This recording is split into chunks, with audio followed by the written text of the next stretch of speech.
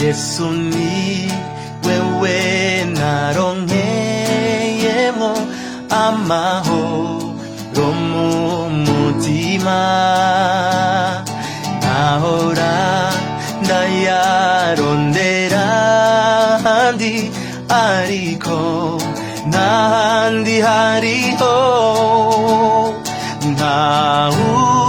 natari Yesu yombomba, ntarindi zina no kwemera,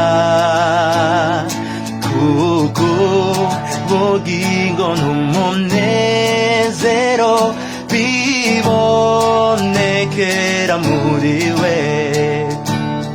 Kera narondera umunezero nitso mutima mpebuye,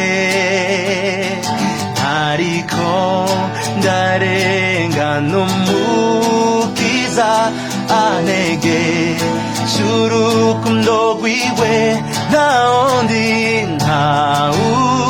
natari Yesu yombomba, ntarindi zina no kwemera, kuko bugingo n'umunezero bibonekera muri we.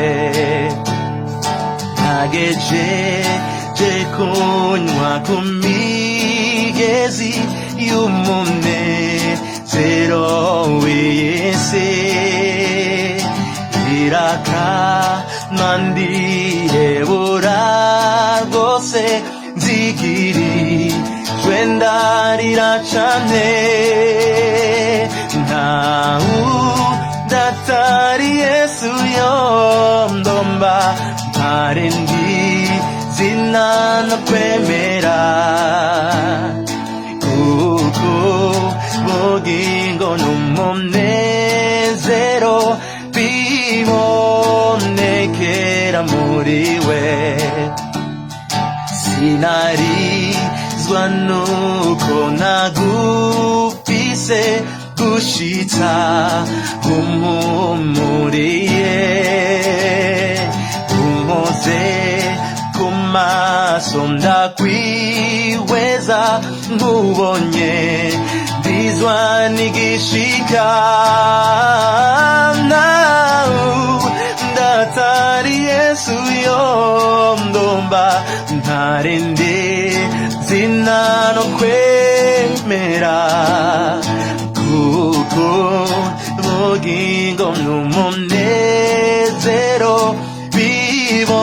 bibonekera muri we.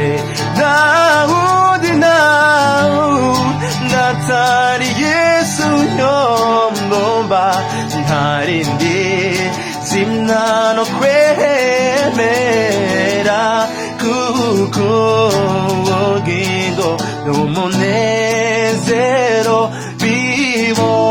bibonekera muri we. Ntawundi atari Yesu yombomba, ntarindi zina no kwemera.